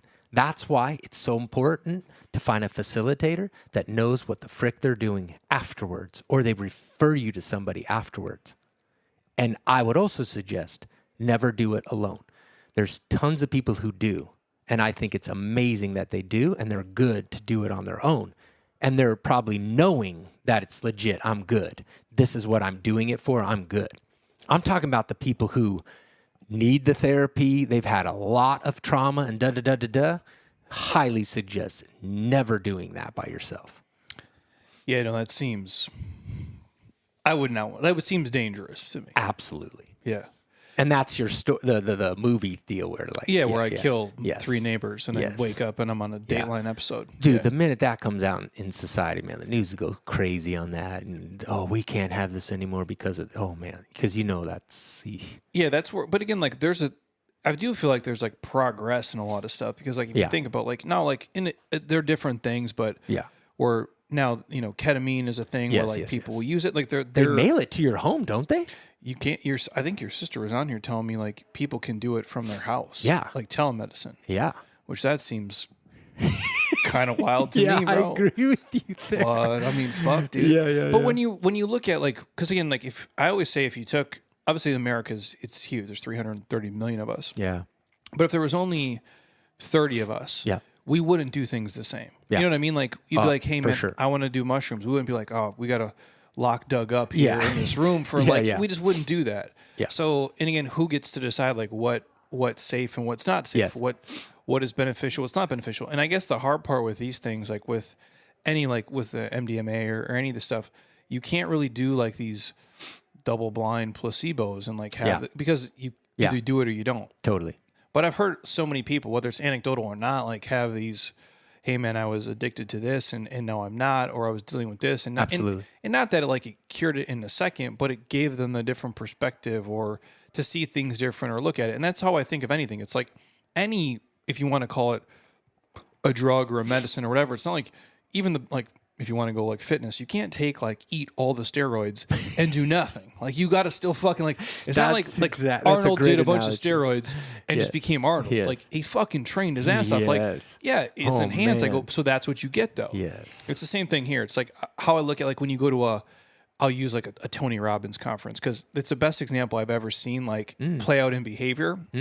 Where I got a gift of these super expensive tickets. So I'm like, fuck it, I'll go. And I'm like, if nothing else, like the business piece of it, you see why the dude has $1 billion, because Absolutely. it's like he runs the upsells and downsells. It's fucking genius. yeah. But you see people get into this state when they're there. They're there for 3 days. They keep them in there, the room temperature, all the stuff. Yes. It's genius what they do. Yes. And you see these people, they're so hyped. I'm going to make a change. I'm going to do whatever. And then back then they put them in like in this private Facebook group. And so I'm in there, and like the day after, people are jacked and they're hyped, and day 2 and day 3. And as the days go on, they start to fall off. And eventually that group just dies. And I would imagine the failure rate has to be about 99%. Yes. You know what I'm saying? Yes. And that's how I look at these things, where it's like you can do the thing and it can change your state, but if you don't do any of the back end pieces, what is it really going to do for you? Couldn't agree with you more. Yeah. Yeah. So I guess that's good for people to know. But I think sometimes like, well, if I do this, it'll fix all my problems. I'm like, Absolutely not. I don't think there is a thing. No, I agree with you. And that's the funny thing about life. It's like having some of those realizations of what are the things you need in life that even though they quote unquote cause you strife, it's not strife. It's what you want to have going on in your life so you can create your clarity, so you can get both sides of the coin and decide which way you want to go. And that's the things that, that I've been figuring out this past 5 years and more so this past 6 months is what is my relationship with life? What are the things that are okay to have those experiences come up? But when they come up, how are you in relationship with them? Are you dogging on yourself? Are you telling yourself you're doing something wrong? You're making mistakes? Because in my opinion, there are no wrongs. There are no failures. There are no mistakes. Literally inside the universe, energetically, it doesn't exist. And I know a lot of people on this guy's so vivid. Why is he doing that? Yeah, I know, but it's just, hey, I'm a coach. I get to explain shit the way I want to, and I'm just letting you know, energetically, a fucking mistake doesn't exist. Human beings made up the word. It's the only reason why it exists. Failure, only reason why it exists.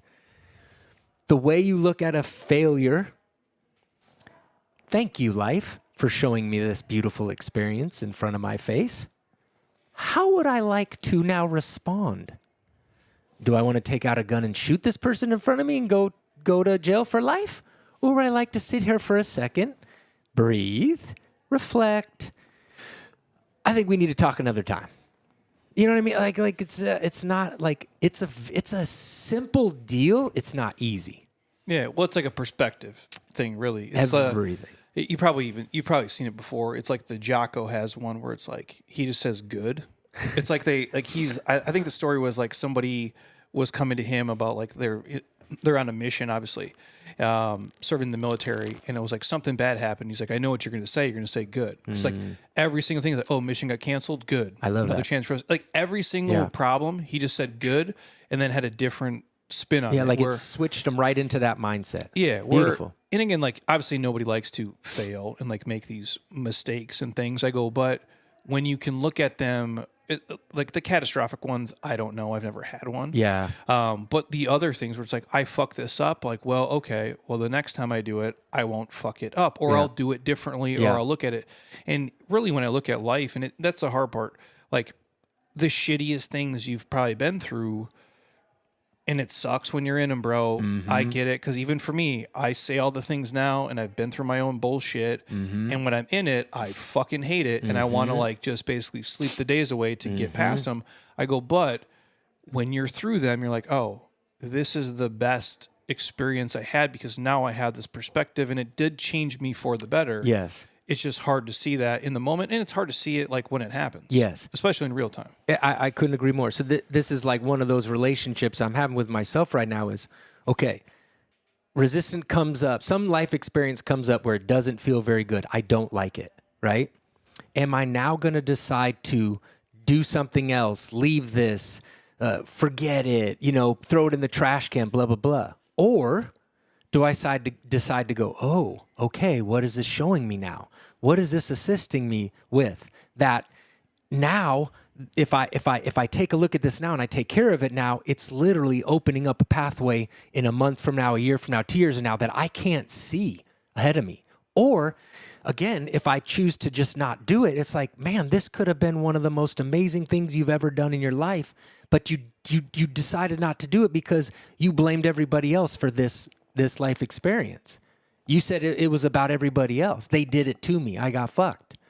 And that's what I'm trying to be in relationship with my life right now because of this company I'm starting. Like the things that come up sometimes on a day-to-day basis, I'm like asked of myself all the time to go, do you want to do this or not? You know, wipe your hands with it or not? And so I really wanted to keep taking a look at this and go, where are you today? Are you good? Do you want to keep going or not?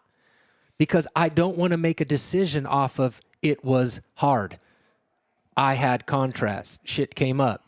Because if I keep doing that avoidance, it's going to show up somewhere else and somewhere else, somewhere else. Now, if I decide, even though I'm getting through that stuff and I'm figuring it, if I still decide, oh, it's just not for me, then great. But I can walk away from it now with my head held high, feeling really good. Like I did all the things. I worked through all the stuff. I just still decided I don't want to do it. So, like, what are you doing now? What's the next thing now? So, like, you've been on this personal journey, I guess, if you call it that. You know, and you coach people, but what is the next? Like, what are you doing? So, baseball is done. Yeah. We're not going back. No. Like, what is the next thing? Yeah. So, right now I have this company. It's called Soul Integrated Athletics. Okay. And what I'm doing is we're building a platform to integrate emotional well-being with performance. Because of my knowledge base being inside the industry and understanding infrastructure. And for people listening, like you got into baseball not like the normal way. Not at all. Like you weren't Nolan Ryan. And you're like, hey man, come on staff. Yeah. Because like a lot of dudes like absolutely. That's the in. Yes. Like you used to play. Your name gets you in. Yeah, like if you were, I imagine like, I don't know what he does now. Like if you're Greg fucking Maddox and he wants to go be a pitching coach. He can go do it anywhere probably. They'll fire whoever. Like, he's the guy now. Absolutely. Your path was different. Absolutely. And it was a lot of it was off of mindset. Yeah, so because I was struggling trying to be a professional baseball player, and I was in indie ball. I got 14 innings worth of indie ball experience. I was doo-doo. I really was. I couldn't pitch, after seeing baseball in the minor leagues, I couldn't pitch past low A, for sure. I could have been fine at low A. No way. Once high A come in, I would have got trounced, right? Well, it's just like, you're not bad, but what I always say is it's levels. Yes. It's like, you're good, like here. Yes. I always say too, like when we'd play and like you get pros to come in and you watch like Mike Miller, right? Like you're playing like, oh, he's 6'9". Yeah. And he shoots better than me. Yeah. And dribbles better than me. Yeah. And if him and I play, he can score me anytime he wants and beat me 100-0.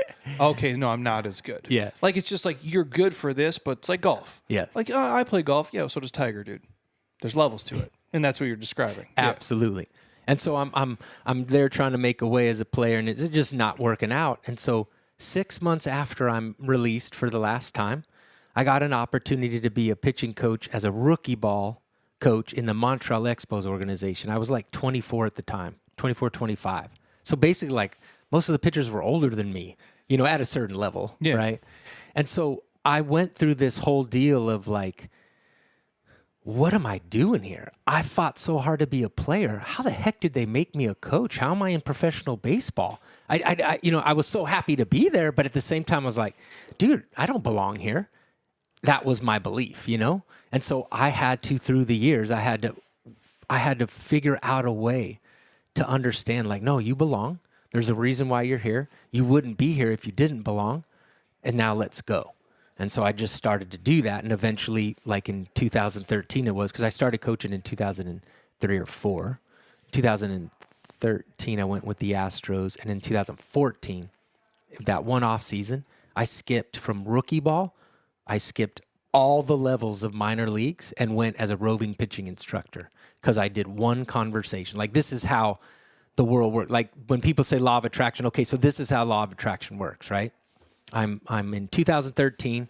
I just finished my first year with the Astros. We just won a championship in the minor leagues. I've won 4 championships in 6 years now as a pitching coach. Couldn't sniff a higher level, right? So I go to this talk, and the talk is about I'm like in the crowd with 150 coaches, and I chose to do a talk about energy, emotions. And the talk was success is rooted in emotions. So the conversation was, do you have to have success to be confident, or can you be confident and success will follow, right? So I'm making that argument in this talk, right? Yeah. It's an hour long. I'm done with it. So it just so happens that the Cleveland Indian brass was in the audience. They come up to me and say, "Hey, Doug, would you do this talk for our organization?" I said, "Well, sure, I would, but I'm with the Astros. I don't think I can. But if they'll let me, sure." So unbeknownst to me, there's all stuff in the background. I had no clue this was going on. The brass of the Indians goes to the brass of the Astros and says, "We want to interview Doug for the Double-A pitching coach position." Then the brass of the Astros says, "Nope. We're going to make him a roving instructor. So you can't do it, and we're going to make him a roving instructor." And because of that talk that I had in that room, after 8 years of struggling and whatever, I just went into management.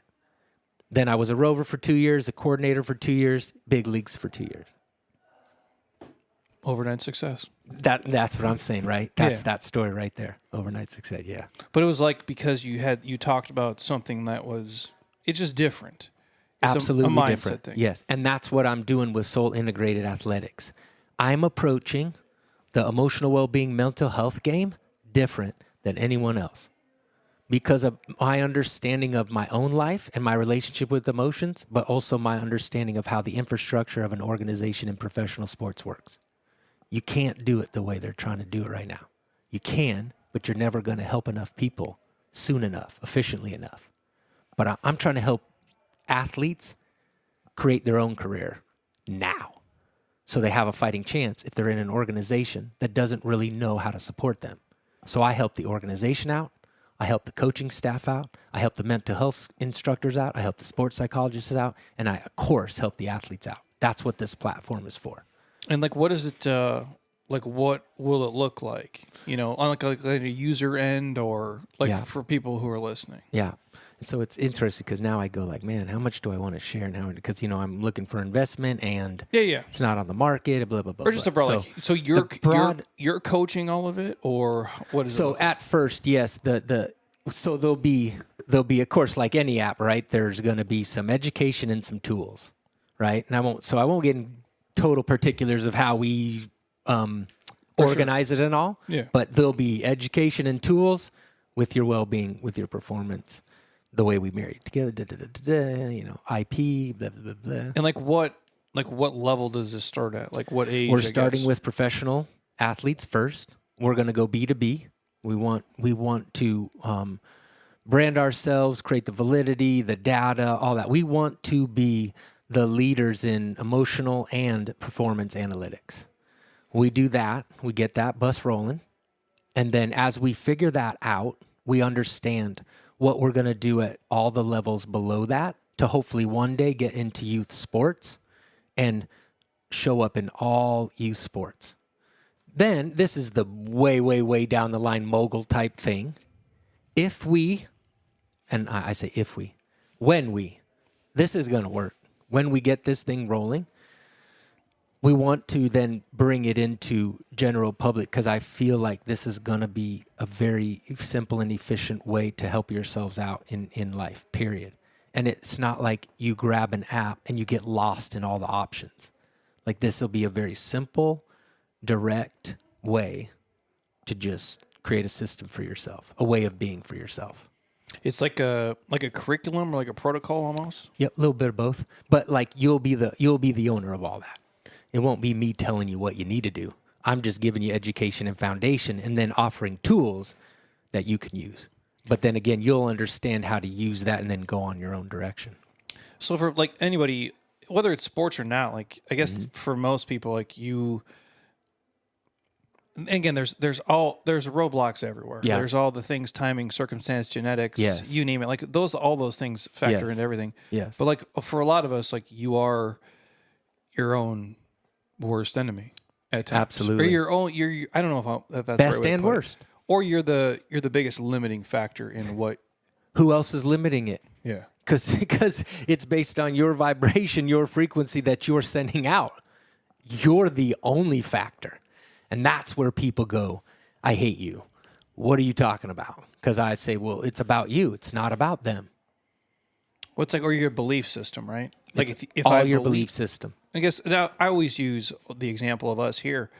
I never thought first of all of this is made up completely. Like Totally. my name is on the door. It's on the shirts. It's fucking nonsense. Yep. Like literally we've made up everything, the entire website, the podcast, like how we do it. Like you take bits and pieces from other people, Totally. but the rest of it is just made up. And I never thought that was a real, like you could do that until I saw someone else do it. I'm like, well, or there's guys here, like we've worked with super successful people here. And sometimes I don't even know how these guys, I'm surprised I'm not more successful. And that's not a knock against them, but I got guys here who have just crushed. And I'm like, they fucking forget what time we work out. Like they don't, and I know this is not their arena, but then you're seeing, I'm like, well, fuck, if this guy did it, like, and I could do it. Even if I suck, like, Yes. I'm still going to make it because Yes. he's crushing, and so like, there's that. And then I adopted that belief. I'm like, well, if this guy could do it, I could probably like put something together to make it work for my life and my style. And then you run with it. But if I had never seen anybody do it before, I probably wouldn't even known it was a thing. Absolutely. Because my Everybody's belief, helping. my belief was, well, I don't come from any money. No one around me has ever done this. When I tell people, they think it sounds stupid. And so I'm basically fucked and it will never work out. And then you meet other people and you're like, that's really not true. Absolutely. That's why everybody's story is so important. Like that's where a story is so beneficial. The other stories of, again, the limiting beliefs and what's keeping you in your hamster wheel, that's where we say, man, we got to get out of that story. But when you hear someone's story of how they became who they are now, that's a freedom for like, millions of people in society because it shows you there's a way. And it's all like whatever you want to get out of it too. I think for anybody, whether it is sports or school or career, like again, and I always go back to the timing, circumstance, luck, and genetics because all those pieces come into play. Like if you're listening, like, well, Jeremy, I have this limiting belief. I'm like, well, if you're 45, dude, and you want to be like the starting quarterback of the Vikings, the ship probably fucking sailed. Bro. Yes. I go, but there's other awesome stuff you can do. Yes. If you're passionate about it and like you really want to pour yourself into it. Yes. But that's the thing too. It's like that person, and I talk about this all the time with myself, sometimes with others, is what do you really want? What do you really want to be doing? Because that person is saying, I want to be the Minnesota Vikings starting quarterback because of all these glitter and goldy things and da-da-da. But if you put them in the position and then said, okay, so that position, most people in that position are waking up at 5 a.m. and they're da-da-da-da film and the da-da-da with the body and the da-da-da with the travel and da-da-da-da-da-da. And the person goes, oh, I don't think I actually really want that. Because for me, I didn't want to be a player. When I looked back on it afterwards, I didn't want to do the bus rides. I didn't want to do the frickin' 2:00 games in Florida heat in the middle of the summer with nobody watching. There was no way I wanted to do that. Coaching suited me in all the ways. And that's why I chose it. And so we don't really always know what we want because what we want is just distorted with all these freaking opinions we don't realize we've been picking up along the way. And so that is something when you go then live your life, now you understand what you want and don't want because you're actually living the experience. Well, it's like the saying, what is it? Everybody wants the view, but they don't want to do the climb. Sure. Like that's all, again, maybe because I've done this for so long, you get this secondary education from being here around people where there's people by all means that they crush financially. Yes. And I mean like real money, whatever that means to you, it's the realest as it gets. Yeah. And I'm like, yeah, but their life sucks. Yeah. And it might be cool for them. Yes. But I look at it and I'm like, I want to be in a certain level of shape. I want to have and again, I work a fuck ton as it is. I go, but on my own terms. Yes. Where I don't really answer to anybody. Yes. And if I lose a certain amount of money, I don't really give a shit. Yes. And I could lose a lot of it, honestly. I just can't lose all of it. Yeah. Where these guys, the swings are bigger. Yeah. And the stress is higher. And the schedule is different. And they have to travel. And they have to dress a certain way and do it. And I'm like, if I need to do all that to have $50 million, I'm like, that's not what I want to do. No need. Yeah. But I know that. Yes. And I guess what you're saying is a lot of people, they don't look at it that way. Yes. We just look at what they have, but not the process to get there. Yes, and how they're feeling on the inside the whole way through. And if you were put in their shoes with that visceral feeling, would you want to hang out with that? You might not want to. No. Might not want to deal with that anxiety. And so that's kind of like so is that what this is? Like, this is like, hey, we're getting people to be more in tune with how they feel, all the, like, their mindset, and then how that, I guess you're going to have some type of, I guess, connection to the performance piece of it too. Oh, absolutely. So my deal is that most people right now, the way they look at mental health, it's over here and performance is over here. It's never the case. Emotions, like what we've been talking about this whole time, our emotions matter so much. So, for example, if you're an athlete and you go to an organization every day and you never know how you're being graded or evaluated, don't you think that's going to be in your head and in your heart sometimes? Don't you think you're going to be like, well, what do I know how I'm being, like, how are they loving on me or not loving on me? You know what I mean? Like, do I need to go get a job in the off season or what? And so there's so many layers to being a human being, right? But then there's so many more layers to being an athlete and to be inside an organization with so many different energies and egos and negativities and positivities and stuff going on. So my ability to understand that, because I was on the inside doing it, helps me help them. And that's what I'm trying to figure out. What goes on right now is you get to this point where, like we were talked about earlier with the broke knee, like the broke knee didn't just happen yesterday. It happened over a span of 20 years. And so this mental health deal is like, once these athletes speak out, like the Simone Biles and, the Michael Phelps and so on and so on, they were in trouble way before the speaking out happened. Right? That was just like the breaking point. Exactly. And so what I'm saying is this is preventative care, because if they understand the system that they themselves can approach on a daily basis, it takes care of that. Now, there's always going to be the 80-20 deal, right? So the other 20%, we want to figure out how to take care of them. But if the 80% takes over the 20%, it ain't 80-20 anymore. It's 60-40, it's 70-30, whatever the deal is, we can't help them. We can't assist them. I want people to live lives that they choose to want to live. Let's do this. Well, it's like, I don't think your brain is equipped for a lot of these things, like that we do now, like where it's like, hey, obviously some people are built for it a little bit different, like anything. Yeah. But hey, now you're on this stage where you perform at the highest level in front of all these people. Yes. And everything you do now, we critique everything. Yes. In real time. Yes. Like, it wasn't like, I always think like, I'm glad like Jordan played in the era he played in, because like, I don't want to see him when I'm 13, he's out, at the casinos till 2 a.m. fucking crushing 40 Bud Lights. Friggin' like, cameras all over the place. It'd be terrible. The legend, hearing the stories now, that's a good call. Is fucking great, actually. Or like DiMaggio, like whatever the fuck he was doing back in the day. Yeah. Like, we live in a different time though, where it's so critical of these athletes, and they are not, we think of them like, oh, how does this like, the fact that any of these guys get on the mic and speak at all intelligently is amazing, because I'm listening, I'm like, this dude's 25. Yeah. Do you know how fucking dumb I sounded at 25? Right. And he has $100 million and he like wants to listen to you guys talk. And I'm saying, like, I would just have been like, fuck you, dude. I agree. And I don't think our brains are equipped for that, because there's no training for that. Just like I think the same thing with social media, like to have like, hey man, 100,000 people think you're great. I don't think that's good for you. I don't think 10,000 people telling you suck shit is great for you either, because we're not evolved to deal with that. Like, Absolutely. It was just always like my friend circle, or maybe some people who met me in passing or competed against me. But now it's like, you're getting so much information and so much data at once. Yes. And yet there's no training for that. There's no preparation for that. You're just kind of thrown into it. That's my point. That's why I created this company. And so what is the next steps for it? Like, the goal is to take it to teams or organizations, I assume. Yeah. So right now I'm pre-seed, pre-revenue. Okay. And I have a partner. There's some traction, but we need some money to get the content going inside. But like the floor plan is laid out. It's ready to roll. It's myself. I have a CSO and a CTO. We're ready to roll. I have 4 professional football organizations, soccer.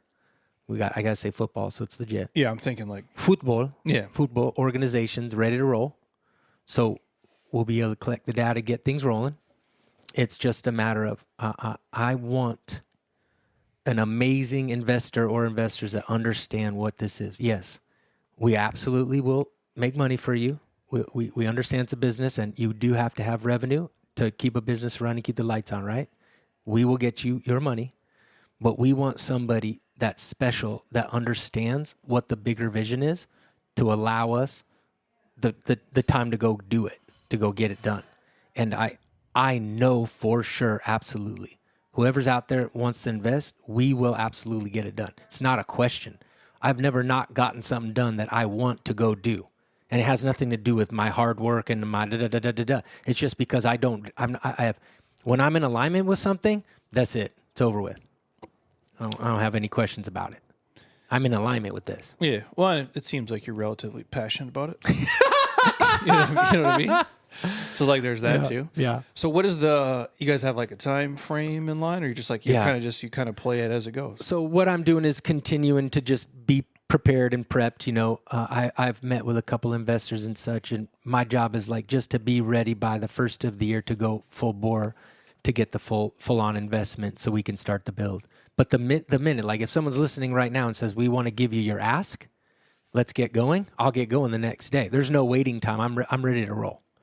So it's just a matter of starting to create those relationships. Like the other day, I had to sit down with somebody who holds a fund for a very successful fund, and we spoke for 25 minutes.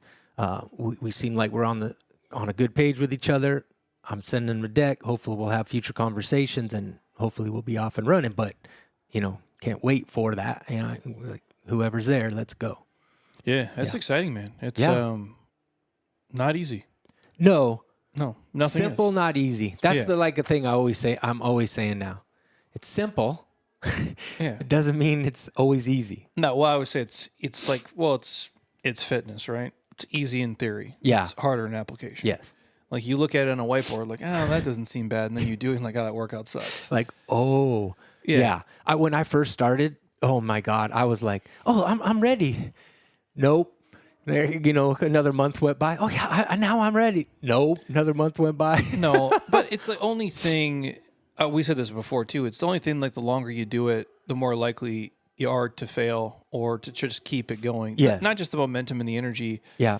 But just because it's like it's forever. Yes. It's like it's not a living, breathing thing, but it's like the next closest thing to that. It's like you create it from nothing, an idea. Yes. And you turn it into something. Yes. And then to keep it moving over and over and over as the world changes, it's tough. And it's like you obviously you have to love it and things have to go right, but it's a cool thing at the same time where it's like when you're excited about something and it's yours, like you give a shit about it. Yes. To a level people who have never done it don't really understand it. Yeah. It's like, well, yeah, I go to work for a job and you might kind of like it, but it's not your shit. Yes. And you will do damn near everything to make it work humanly possible. Yes. Like this is literally all 47 years of my life. That this is it. Everything I've done funnels into this company. Now, it doesn't need to be the thing, the one, or whatever. Like I understand that life, you know what I mean? It flows. Maybe this is something that is leading me to something. I don't know. But what I am saying is I am so prepared for this based on the life I've led, you know what I mean, up to now. Yeah. Without a doubt. No, and I think anybody like who does this for a living or has started anything or built anything, like none of us knows, dude. Yeah. The guy who tells you like he knew it was going to be whatever, like I don't know, like, but even like if you knew it was going to make it and you knew it was going to be, you don't know what the end thing is, or even like in real time, where if you look at let's take the monster things, Meta and Apple and Uber and shit, like nobody knew. Yeah. Like no, like if they did, like we all would have bought into it all, but like it's just it morphs and changes over time. But you have a belief, like an unrealistic belief, obviously, in yourself and in what it is. You have to. It's almost like you're a little delirious. So that's interesting because you use the word unrealistic belief. How could it be unrealistic to feel about yourself the way you are? Your love, your value, your worth, your freaking everything. It's the most natural thing to be real that these things should be going on in your life, or if you want them to be. Yeah, But like from the outside, like Yes. like I know, Of course. like, hey, I'm 25. I'm gonna do this thing called Jeremy Scott Fitness. What a fucking dummy. You know what I mean? Like just like I can even imagine, like, obviously people would talk mad shit about it for sure. And it's dumb. It's my name. I'm like, but I remember like when I call my dad, like he didn't say it, but like you just know. You know, he's like, what are you doing? You went to college and you're going to do what? Teach jumping jacks for a living, you idiot. You know, but like to their credit, they never said it. Good. Is crazy. And I have to imagine now, like if I had a kid and he was 25 and he's like, I'm like, you dummy. Like, cause I know how hard it is. Right. And the odds of it working out are so slim, but that's why I say like this unrealistic, even though it is very real to you. Yes. I guess the better way to say it is like, the small percentage of this like pans out for you. But the thing is like I made it to the big leagues, which is way. It's less than this that I'm about to do. Has to be statistically, yeah, way harder, bro. Has to be way harder, right? Less percentage of all the people, right? Well, it's like it's like the NBA stat. There's been 5,000 dudes that have ever played in the NBA, right? Ever, yeah, in the history of life, yeah. So if you play basketball right now, and that's your goal, wow. Pretty much anything else you have a better chance of doing. Yes. So yeah, starting a business and having it actually work out, it's the backbone of America. Yeah. There's so many of those. Yes. There's not many dudes that have been surrounded by anything in the major leagues. But I did, looking back on it, not when I was in the middle of the experience, but looking back on it, I feel like the odds of you coaching baseball in the major leagues, bro, you had a better chance of probably getting hit by lightning. Yeah. You especially not being a player. Statistically, you do. Yeah. Like, if there's way better chance you get hit by, like, what is it? Like, how many people get, like, killed with an axe per year? It's got to be, like, 50? It's got to be, like, 50 people, right? That's what I'm saying. Yeah. So why can't I do this? And that's the other thing about it, too. But I don't think about it. Like, yes, like, would it be cool if you know what I mean? If this blew up and it's hundreds of millions of dollars coming, but it's like, that'll just be a fleeting thought from time to time. My main thing is just like, what is going on in front of me right now? What can I handle right now? Because if I think about anything else, man, oh my God, that laundry list of things to do is freaking infantile, right? It's like infinite. It's like, I can't, not infantile, infinite. Yeah. Well, it's like anything. If someone would have laid out to you all the things you would have done to get here today. Yeah. And showed you a movie of it, you'd been like, oh, nah, fuck that, dude. Yeah. Like, I don't want to. Like, can I just go sit on the couch? Yeah. If you would have told me, like, hey, man, you can be this age and have all the stuff you have today, which is great. Yes. But here's really all the work you'd have to do. I'd have been like. But so this is my point right here, what you're just saying right there. The difference, maybe I shouldn't be giving this away, but the difference between what I feel like most do and what we'll be doing as a company is explaining things emotionally and energetically in a way where it could wake up your light, where if you're in an organization with 150 kids and 5 should make it, it'll open it up to 25 or it'll open it up to 50. And people will say, yeah, well, how do you know that? Well, because I've already done it. Because with the Houston Astros, I created a pitching development system based on these beliefs. And we had dudes in the Dominican, we signed for 10 G's that are multimillionaires right now all over the league. There's no freaking way scouts thought those dudes were going to be in the big leagues. They weren't even going to be an A-ball. And also, I hired a staff that were dudes who never played, that came out of college to coach. They're all in the big leagues right now. That not supposed to happen either. So I just have to keep reminding myself, why do I listen to anybody else if it's a negative type comment? Yeah. Because you make no sense to me. Because my life doesn't make sense the way you're explaining it. My life can't exist the way you explain it, but yet my life exists. So something must be going on pretty good. It's like what is this saying? Like, you don't take like criticism from people you wouldn't take advice from, right? Type of thing. Yeah. Yeah, like if you really listen to like, hey man, the odds of this happening are no, you wouldn't. Nothing would ever happen. And I could decide to stop tomorrow, I'll make that decision though. No one will make the decision for me. But man, I mean, it sounds tight though. Dude, it's going to be like once I get it rolling and it's designed to build, I'll show it to you. Yeah. I'd love to come back on and keep pushing. Oh, it, you for know? sure. Yeah. Well, because I mean, to me, it's like it's not just sports. Yeah. It's sports. I mean, I compare Yes. everything to sports because it's my Yes. only.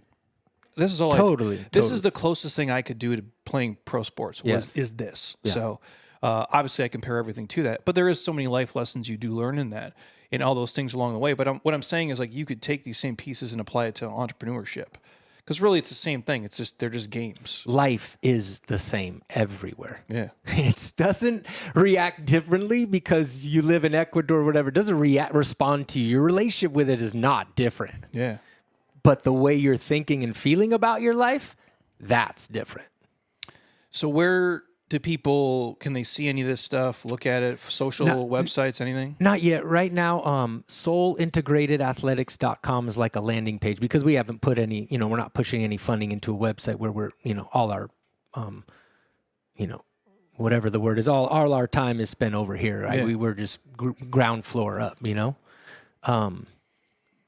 I am going to be doing some more like to supplement. I'm going to be doing some more like, hey, let's get Douglas Bryant White out there a little bit so we understand like, well, who's at the head of Soul Integrated Athletics? Like, God, we don't even know this dude. Like you know what I mean? Like, But you're on Instagram, right? Yeah, but I got like 850 followers. So you'd look at me and go, what the heck? You know what I mean? I mean, if you talk on there crazy like this. Well, I do. Yeah, yes. People are probably like, what the fuck? Well, and that's the other thing too is like, I'm more committed to being me more than ever. Like these last 2 weeks of my life is like, nope, sorry, man.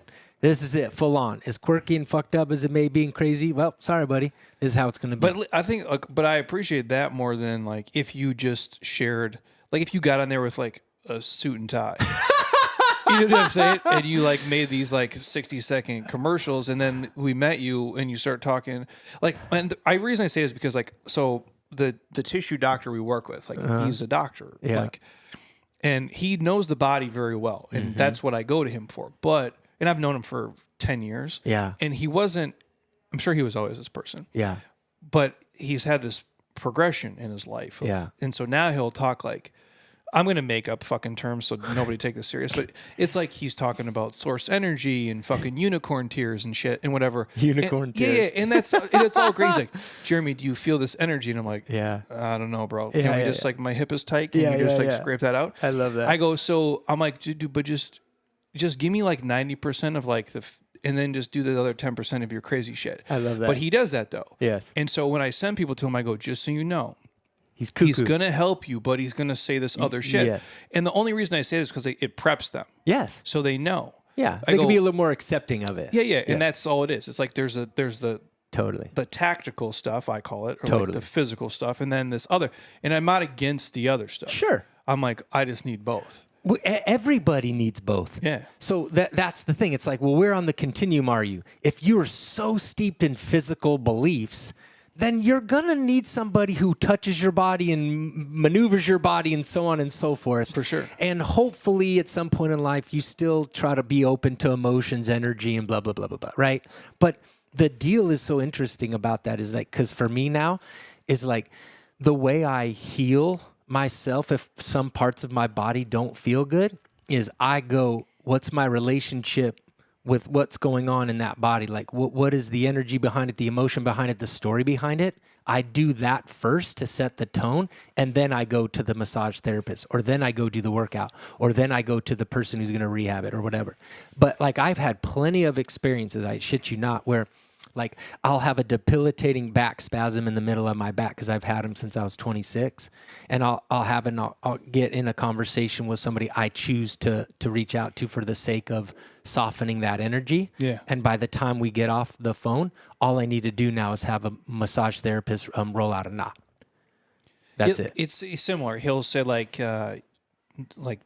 trapped emotions is one of his terms. Sure. Like, and this is and I'm like, we explain it all different ways. Yeah. I agree with some. I don't agree with some. Yeah. And he'd be like, maybe this happened when you're 10. I'm like, yeah. I'm like, or maybe it happened last week when I was squatting. Either way. Totally. Like, and I'm like, and I'm fucking with them. Yes. I'm like, but I'm open to all the things. Yes. And my point of that whole rant was just like, if you only did like this suit and tie thing, like, Yes. then you can't do this. I go, but if it's like somewhere there's a balance there. Yeah. If that's who you are. Yeah. Yeah. And I appreciate Chameleon. it all. Yeah. I dig Thanks, it. brother. What is your Instagram, by the way? I think it's at Douglas Bryant White. I think the best way probably is to do my LinkedIn. Just look Douglas Bryant White on the LinkedIn, because that will always update like where I'm going to be. Website's coming here. I'm working on it. Yeah. Hopefully by the first of the year. That'll be douglasbryantwhite.com. So just trying to get the name with the company kind of deal. I'll share it all. It'll all be in the show notes, but it's all good stuff, dude. You're the man. I appreciate you, Jeremy. Yeah, you're you're an interesting person. You are like, so you, Dr. Geyer's his name. And then like my fitness mentor, we call him, his name's David Jack. Okay. He's been on here a bunch of times. We call him Fitness Jesus. Yes. Because he is a fucking genius, but he's very religious too. Okay. And he talks how you do. Like, and Sean's met him a bunch of times. He's like he's like a crazy, I don't want to say he's crazy. Yeah. But he's a genius, but he talks in like stories. Yes. And he speaks like the way that you speak too. It's just, I'm very matter of fact. Yes. And I love it. Yours is different. Yes. So I appreciate it. But I like it all though, because I believe it in my own, like how my monkey brain processes it. Yes. Because I do believe there's something to be said about when you meet people, there's an energy to them, the way that they speak about themselves, the way they talk about, like, the way they look at the perspective. Yes. And people know what I'm saying. Like when you meet someone who's just like, just this fucking salty bitch, you know what I mean? Like just this energy vampire suck. And it's like, you don't want to be around those people. No. Because and I don't know, and again, their circumstances and experiences molded and shaped them, but for sure, you meet them and they're talking about something that happened 20 years ago. Yeah. And it's like, bro, it's tough, man. If you can just like let that go or get past it or through it or see it differently, it could become like your greatest thing. And that's absolutely what I try to do. Yeah. And you're great at that. And the things you say resonate with that. So I'm like, I do believe that's real. Because I could sit here and paint like a picture of how shitty my life is. Yes. But that's not fucking the reality. No. At least the way that I see it. Of course. And so I appreciate you, man. Thanks, brother. It's all good stuff. Yeah. You good, Sean? We're good. Everything will be in the show notes here. You guys will see it. I don't even know what the hell I was talking about today. You guys, obviously, the app stuff, you guys know. If you want a free sample AG1, obviously hit me up. Otherwise, give Doug stuff a follow. If you got any questions, I'll connect you guys with him on the back end. But again, thank you, brother. I appreciate this, as you, always. Jeremy. You guys have an awesome rest of your Friday whenever you listen to this. And until next time, eat well, train hard, be nice to people. And please, you guys, keep doing shit you love with people you enjoy, because your life is too short not to. I'll talk to you soon. Peace.